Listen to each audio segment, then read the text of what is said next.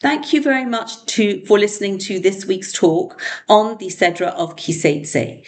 And we are dedicating our learning to the safety and success of all of the soldiers in the IDF, to the speedy and complete healing of all of the wounded, to refuah sheleima for Rivka Yittel bas Rochel, and Elul nishmas Miriam bas Avrohom Hacohen.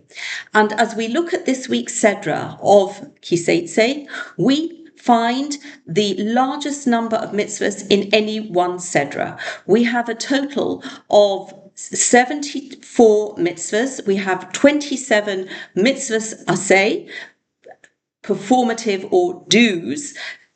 We have 47 mitzvahs lo aseh, 47 don'ts. And in this huge variety that covers the range from thought to speech to action, to how we treat a person who has been found guilty of a capital crime, really spanning from cradle to grave how we live our lives, which is completely consistent with the function of the Torah as a guidebook, as a teaching method, as Hashem's communication to us. And the way that we are able to focus by zooming in on a particular mitzvah that we find in this week's Sedra, and then zooming out as we step back and look at a larger picture and really internalize in the second week of the month of Elul, internalize in the approach to Rosh Hashanah, how we relate to the Torah, how we relate to the mitzvahs, and how we are able to become more inspired and go towards Rosh Hashanah better prepared. The mitzvah that I want to zoom in on is the mitzvah that we find in chapter 22, verses 1 to 3, care for another's property. And lo sira es shor achicha o es seo, you shall not see the ox of your brother or his sheep, nidochim, wandering, lost, and you make yourself as if you weren't there. You cause yourself to disappear. That's the literal translation. Hoshev teshivim la'achicha. You shall surely, because this is a double expression, you shall surely return them to your brother. Ve'im lo korov achicha elecha. And if your brother is not close to you, ve'lo yodato, and you don't even know to whom these animals belong. V'asafto el toch beisecha, you shall gather it to the into your house. You shall gather the animals. V'haya imach, and it shall be with you ad derosh achicha oso, until your brother comes to inquire what's happened to his lost property, his animals. V'hashevosa lo, and you should return it to him. V'chein ta'aseh lechamoro, and so you shall do for his ass. V'chein ta'aseh lesimloso, so you shall do for his garment. V'chein ta'aseh lechol avedas achicha, and so you shall do to all the lost property that belongs to your brother. Asher tovad mimeno, that's lost from him. Umatzasa, and you found it. Lo suchal lehisalem, you are not able to make yourself disappear, pretend you weren't there. And what we have here is an escalating progression of something that perhaps, if we're being brutally honest, if we're walking along and we see an animal, a domestic animal that is without an owner, and we might be in a rush somewhere, or we've got a full house ourselves, we don't really know what we're going to do with this lost cattle or whatever other type it is. And, we could perhaps pretend that we're looking at our phone and we're running on so we don't see what's to the right, to the left of us. But actually the Torah says, don't think that you can do this. Don't think that you can pretend your way out of this one. You've clearly seen it. You have a responsibility. And I think the Torah is acknowledging that we have perhaps a selfish instinct that if something is not convenient, or perhaps we're not closely connected to the person that we are supposed to be helping, we don't even know who the item belongs to, why should we put ourselves through this bother? The Torah is saying, no, you shall surely do it. And to the extent that we've got very extreme examples, we could say, in the Gemara. We've got in the Gemara Tanis a story with Rabbi Hanina ben Dosa and his wife, that somebody's chickens ended up outside their house, and they took them into their house, and these chickens produced a lot of eggs and got to a point where there were more eggs than frying pans. And so Rabbi Hanina ben Dosa decides that he needs to actually sell the eggs and buy something perhaps that can go in his backyard and wait for the owner to come and claim it. So that's exactly what he did. He sold the eggs and bought some goats.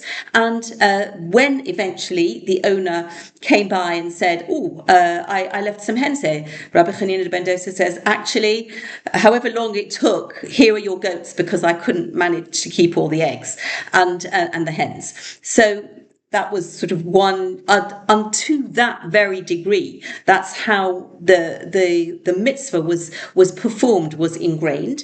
And the second talks about Rav Pinchas ben Yair. This is from Devarim4, and it talks about certain measures of barley, 2 measures of barley that again were lost and left outside the premises of Rav Pinchas ben Yair.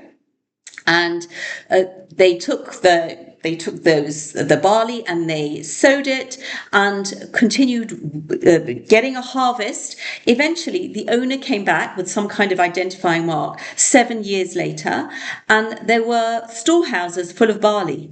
And this was returned after there was an identifying mark, and the storehouses of barley were restored to the owner of the 2 measures 7 years previously. So really, the Torah is educating us that we're not going to pretend that we haven't seen it. We are going to go through such extreme efforts.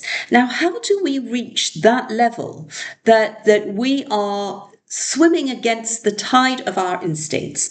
And really, this is a debate in terms of how we view the mitzvahs. And actually, is the debate that originated from one of the 74 mitzvahs in this week's Sedra, which is sending away the mother bird.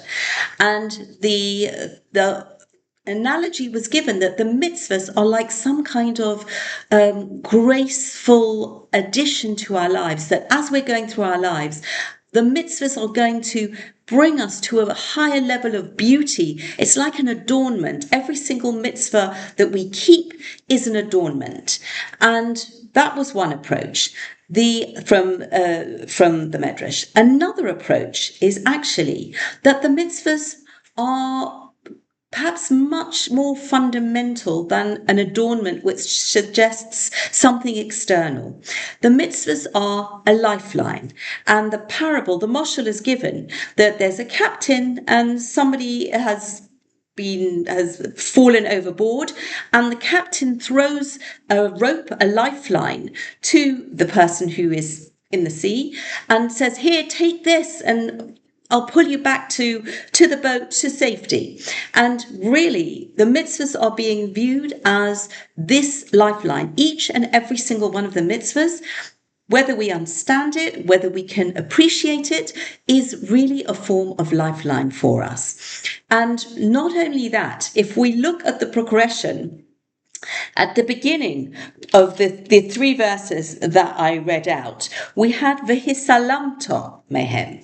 That means that, you pretended that you didn't see that these lost animals.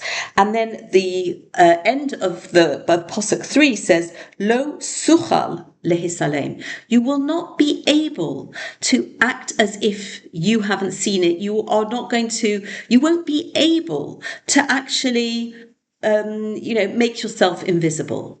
And how do we get from the first level, which is don't pretend you haven't seen it. 2, you won't be able.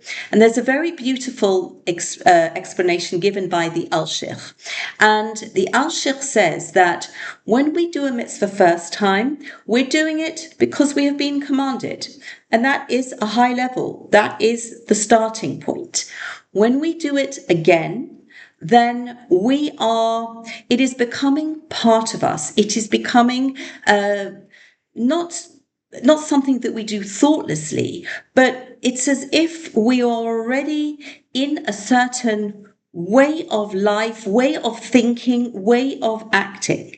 And while we don't do things by rote on the highest level, we don't do things just because we've always done them, but there is still the very repetition, the very practice of the mitzvahs gives us the familiarity, gives us the comfort, but not in a sense that dulls our senses, in a sense that we feel so right doing them, and it will then progress to an even higher level that we won't want to find a way out. We won't want to pretend. We won't be able to pretend that we haven't seen this lost property.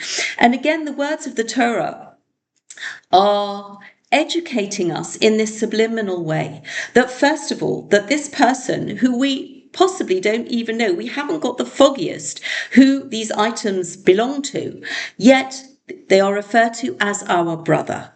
And in our heads, this is something that is going to help us, because if the member of your family or a close friend has lost something that you know is important to them or might be important to them, then, well, of course, you'll make every effort to try to find them. This is how we need to view every single person.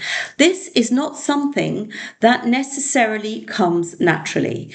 And the book, The Selfish Gene, argues that that's the sum total of the human being. We are intrinsically selfish, and what can you do about it? The Torah says you may be intrinsically selfish, but there is what you can do about it, and that is engage with the mitzvahs and elevate yourself. Become practiced in the particular details.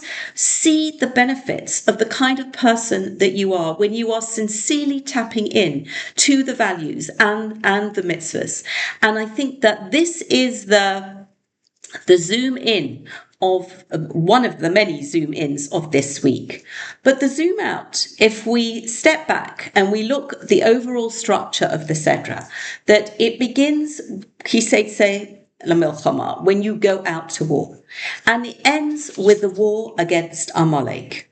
And in the middle, we have this plethora of mitzvahs that refine our characters. We are not a people that are choosing to be aggressive. Sometimes it's going to be necessary to fight wars, and as we are in the middle of an ongoing situation where the fight against evil is continuing, and our focus, our aim is to never lose sight of those mitzvahs in the middle, yet on the other hand, never be naive or complacent. To know that the Amalek that we end the Sedra off with, is a fight against evil that is ongoing, and we need to be strong, and we need to constantly be able to follow that mission to eradicate the evil of Amalek. That will be on the battlefield. It will be through the performance of the mitzvahs that we have read in this week's Sedra. And interestingly enough, in this year, the coming year that is going to have an extra month of Adar, it is a leap year, and we are supposed to read this portion. The end section of the Sedra is the maftir that we read on Purim of Zohar. And we are meant to read that once every 12 months. And because of the leap year, it is going to be 13 months. It will be after a period of 13 months that we read it.